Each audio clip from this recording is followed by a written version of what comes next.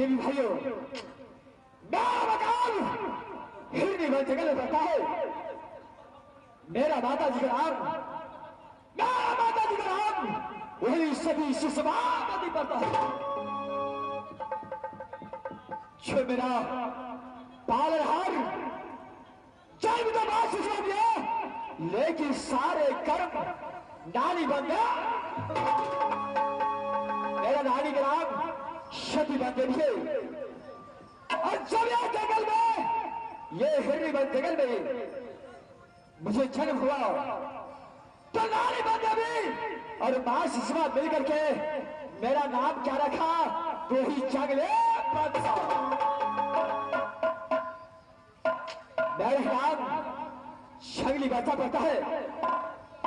ये समय ये जंगल में शिकार खेलने के लिए आया था, लेकिन सोचने वाली बात यह है, 6 से पहले मैं चांदीगढ़ से सती नारायण कुमारी को जोड़ा फना करके हिरनी वन जंगल में लाया।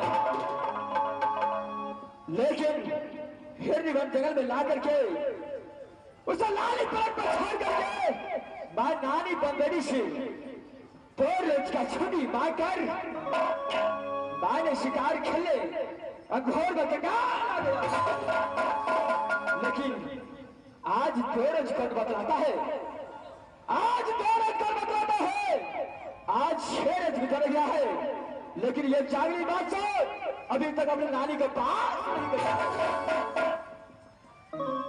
फिर भाइयों, नानी मेरा जब आता है और नानी बंदगी के बिना ये जंगली बादशाह क्षण में काम ही नहीं रहता।